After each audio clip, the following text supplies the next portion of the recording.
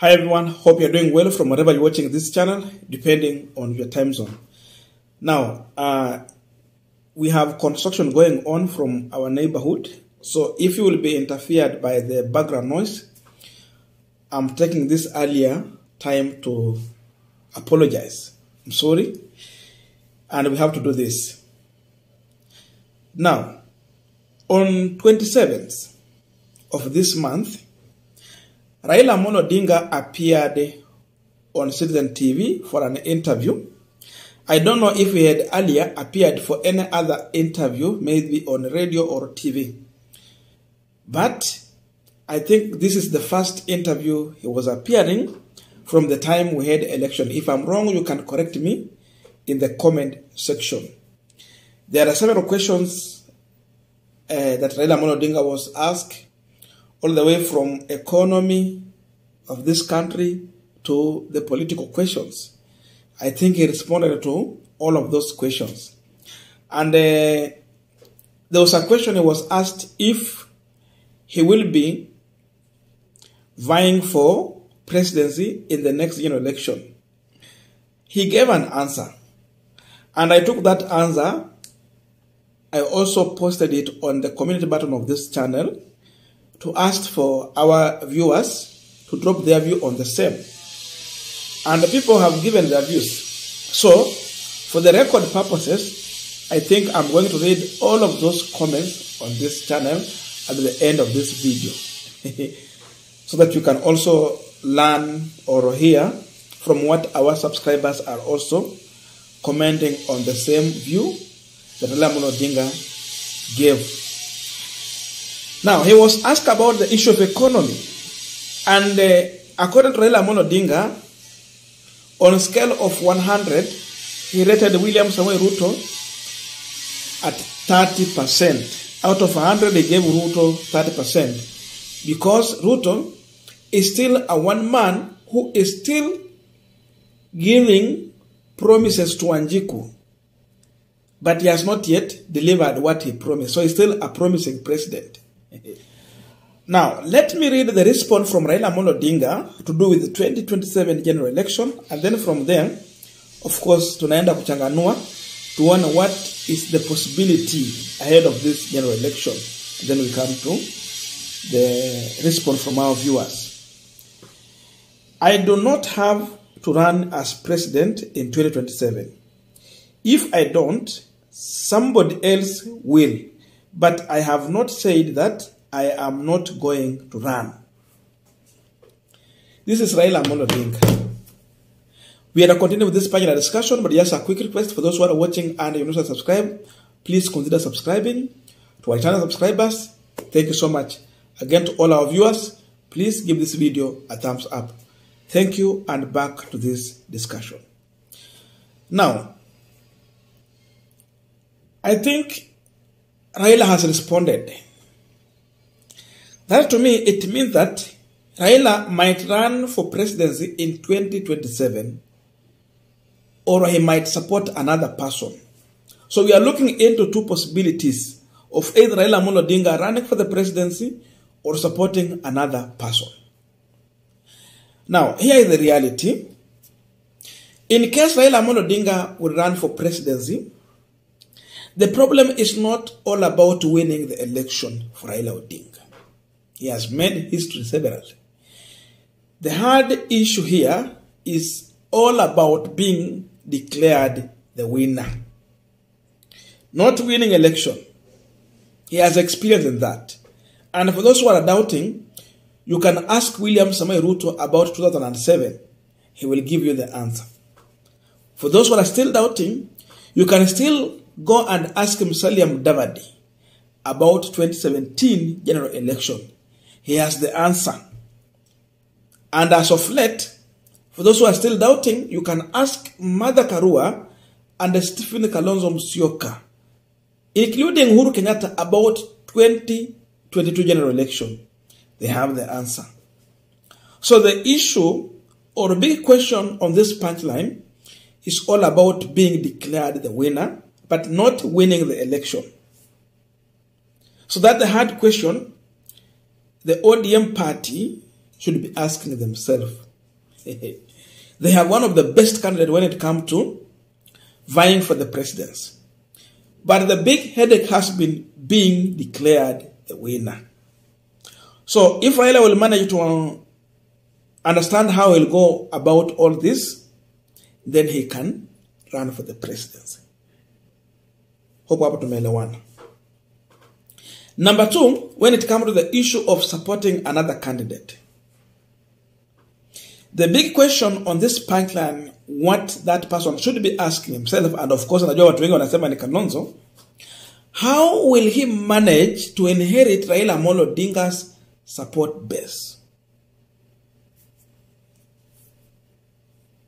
When we talk about Raila Odinga support base, we are talking about Nyanza region, including Kisii. We are talking about Western region. We are talking about Nairobi.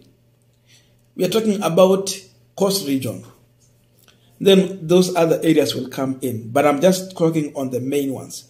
So assume Raila throw his support behind Kalonzo Musyoka. The question Kalonzo Musyoka should be asking himself, how will he manage to convince the people from the regions where Raila Odinga has been enjoying massive support? What can be guaranteed is Nyanza region. Remove Kisii from that. Luo Nyanza region. That one he can be guaranteed. At least if Raila says this direction, they will all follow.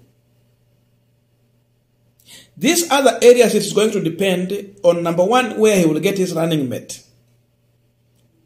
For example, if we get a running mate from Nyanza region, and of course ODM has to produce a running mate in case they are giving the other position, that means he will get massive support. But if we get from Western again, it means now you have to convince these other areas how you're going to balance that equation, or if it's cost or elsewhere.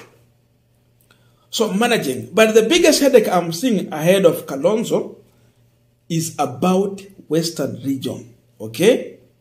And Western is not small. Western region, or Luya community as a large, it has been one of the area where Raila Odinga has managed to use to equalize the vote that normally come from Mount Kenya. Okay?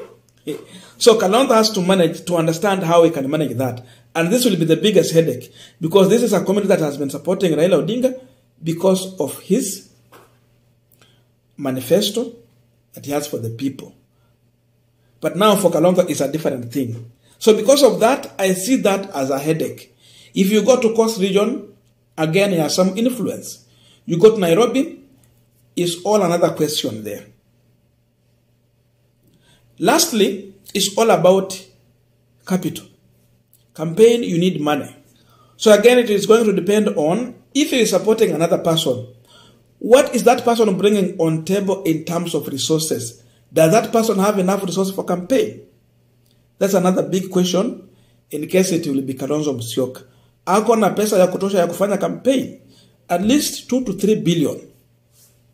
Ikiendelea. If not, then it will be very hard for Raila to sacrifice supporting a candidate who still will be looking at him to give him campaign money. It cannot work that way. I support you, let a pesa tukupigie campaign. That's what has been happening with Raila Odinga. You are supporting him, atatoa pesa wape, mumsaidie kuchapa campaign. As simple as that. So that's what I'm seeing in Wholesome ahead of 2027 general election. So, in the remaining 3 minutes, I want to use it to read comments from our viewers, and then tutakuwa tumemaliza hivyo. So let us go through the comments. Someone by the name Orosam, this is what he said. It is not over until it's over. What father failed to do, children will do. Now, another person, Yusa, UR5 inaendelea hivyo. Baba being smart so they don't understand his move. I want to agree with this point. Raila has held his card closer to his chest. He's not exposing anything so that they cannot learn what his next move going forward, whether he's supporting another person or he will be on ballot. Because akianza kushare as of now, people are going to learn his secret and they can easily counter him as early as possible. We continue. Daughter of Zion, it means he is going to be president. Awino 2022. Haha, punchline. Ni hivo hivo.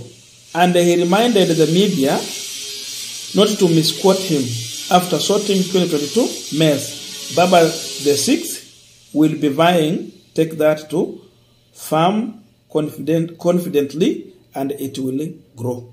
Tupande. Okay, Aisha 1321.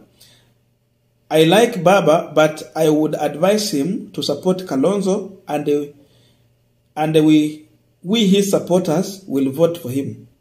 Okay? Oguma Jane. Short and clear, what do you want to know more about the statement? Okay. Utukufu Gloria. Baba my president. Baba, daughters of Zion. Baba, kanyagia hapo. Tuko nyuma yako day and night. Okay. John Omondi. Baba is the president, will be and shall be president now and here in the mighty wonderful name of Yeshua, Messiah, Jesus Christ. Amina. Shalom. Thanks. Shalom. Asante sana. Shalom. Thank you. Kennedy Ochieng. Na si tafadhali, Baba tuko nyuma yako tibim. Okay. Tatu Juma. Baba lazima kieleweke mpaka tukombolewe Kenya. Okay. Betty Yakoko. Just as you have heard. Okay. Dave Yokonko. Baba the 5th. Those are the response from our viewers when I ask for their view to elaborate what Baba mean by answering the way he put his response to that question.